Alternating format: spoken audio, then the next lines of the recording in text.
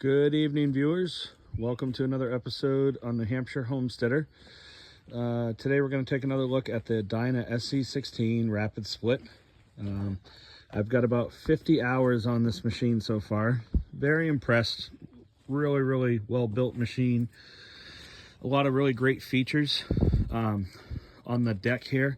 One of the features that I liked a lot that I want to show you guys, these bars for the live deck are shorter.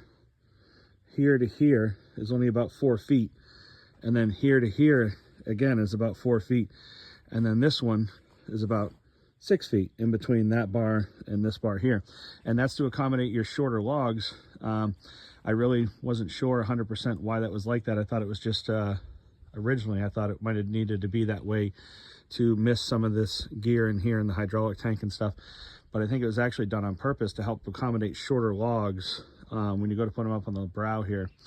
I did purchase some extra wedges for this machine. I have 4-way, 6-way, 8-way, and I have installed right now the new 16-way wedge from Dyna. And this thing's an animal. I have a couple of YouTube videos up with it. One thing I'll say about this is if you get, I put a bunch of really dry spruce through it today, and it actually got stuck in the wedge. So one thing that I was doing is I would actually raise this wedge up with the hydraulic ram, with the piston, raise that up a little bit, and the wedge, the ram back here, will push through much easier. And that's how I got around the stuck pieces. And then I just took the couple pieces off the top and folded them back into the chute down here, down in here. Put it back in there and split it again. That only happened a couple of times, and it only happened with the spruce. So there must be something about that it just doesn't really like to push through.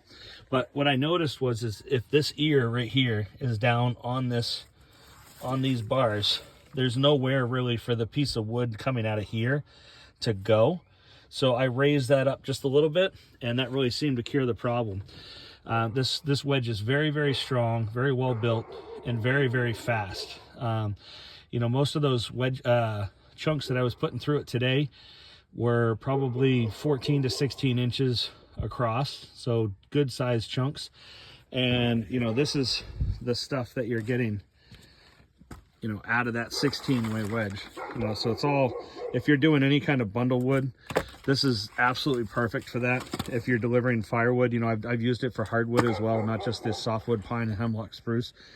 If you're doing any kind of hardwood delivery as well, it's no problem for that wedge whatsoever. This was the pile that I split today in a couple of hours by myself, and that's probably 12 feet tall to the top of the conveyor there. And you can see the size of this pile. I mean, this is, I don't even know how many cord this is, but it's probably 5 or 6 cord of wood here anyway, because the pile is huge. It goes all the way around. But anyway, so it's a very fast, very efficient wedge. Like I said, don't put anything with knots through it. The crotches, Ys, whatever you want to call them, big knots. It's not that it won't push through it. It's just, the junkier the stuff you put through it, the junkier the stuff comes out the other side, and you end up with a lot more of like this stuff here, the bark and all that stuff.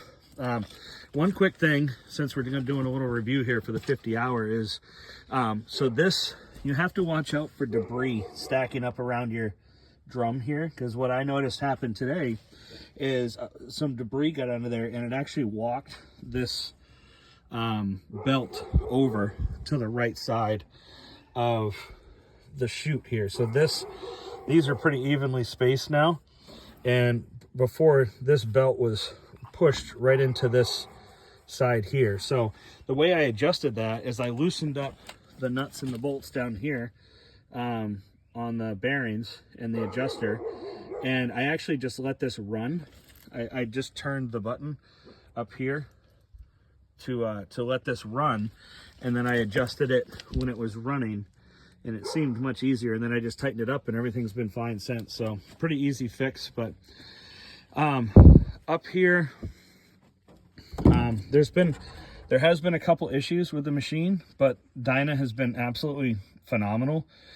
This door switch, I think, has an issue, and I think what happens, the first one I took off had a bunch of dust in it, this very fine dust that you can see like this. I think it gets inside this connector right here, and it tells, this is a safety switch, so it tells the RAM when this is shut so that you can split. And if this is plugged up with sawdust and it's wet and everything like it was today, this splitter RAM was acting up previously. It's fixed now, and I just stopped it, you know, with it a little bit out. So, but this RAM didn't want to come out and go back and everything else. And once I replaced this switch, that solved the problem. So I think that maybe the moisture and everything else is kind of shorting that switch out. So if you have a SC-16, or, you know, you're having an issue where the splitter RAM doesn't really want to come out on auto split, or if it stops and then starts and then stops and starts 3 or 4 times, you know, that, take a look at this switch and maybe blow it out with some air. You can just pull that out of there. It's just a couple little tabs right here and here. You can pull this switch out, clean it out, and try it again. Your chain, your bars, do a lot of maintenance on those. If you are noticing that it doesn't cut very well and it's taking a while to cut and stuff, just change your bars. Just change, you know, it's so simple. They're pretty cheap. I think a bar was like, I don't even know, $100 maybe or something like that per bar, and the chains are like $35 a piece or something. And then, so I just put new chains on them, and then we have a local saw shop here sharpen them for us. So but other than that, I do have the positive stop installed now. I didn't realize that this did not come with the machine. I thought this was an option. I thought this was included, not an option, on the SC-16 specifically. And it's not. You have to, you know, purchase it at time of sale. So you want to get that. Make sure that your this is kind of common sense, but make sure that this chain is what's actually supporting your conveyor, not the cable for the winch. So obviously that's what that's there for, is that safety cable. And then you just pick the winch up with the button on the control panel, and then you lower it down onto the safety chain once you get that in place. All right, let's take another look at the SC-16 Rapid Split from another angle here, from the other side. Here you have your saw guard. So that just folds in and that protects the blade and the bar. Here's another view of the 16-way wedge. Again, just very impressed with this wedge. It's not a cheap wedge, but it is certainly very efficient and very strong, very well built. These wedges are so easy to pull out too. With a strap, you just, this positive stop actually flips up using that pin right there. You can pick this whole, it's very heavy, so it's hard to do with one hand, but you can actually just tilt this whole positive stop up, and it'll just rest up here by itself off of that pin. And then you can pull the wedge straight up once you release the pin from the bottom with a strap. I just use the excavator, pull that up. I'm down to about 18 minutes probably to produce a full cord of wood by myself. That is with the logs stacked on the live deck.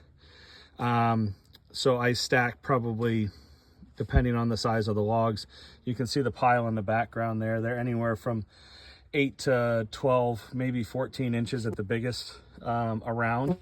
And I stack a bunch of those on the live deck, and then I run a cord into my dump trailer. And like I said, it would normally sit under here, but we're running this pine right now and stacking it into the IBC totes to get ready to sell for this summer. I mean, you can see how big this pile is. It's just absolutely monstrous. And certainly would have taken me probably several days with my other splitter that I have here. We do have a Easton made 2228 over here with a 32-foot conveyor. But anyways, so this is it's been a phenomenal machine. It's very fuel efficient. I would say you could probably easily get, you know, 30 40 cord or something like that done, depending on how quick you are. And, you know, startup time, it wants you to let it idle for a few minutes to warm up. And it wants you to let it idle 3 to 5 minutes before you shut it down.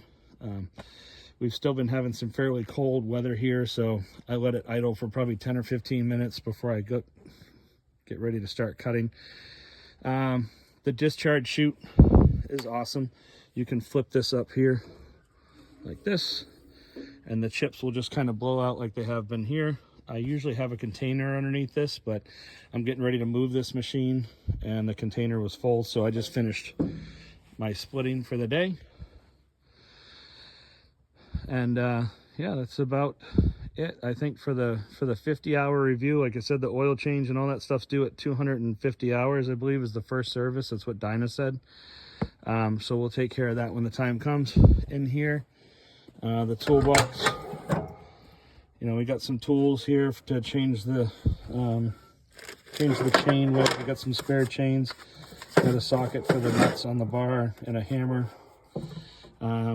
And there's the fuel tank here. Like I said, it's about a quarter of a tank right now, and I probably put about 30 cord through here, maybe, roughly.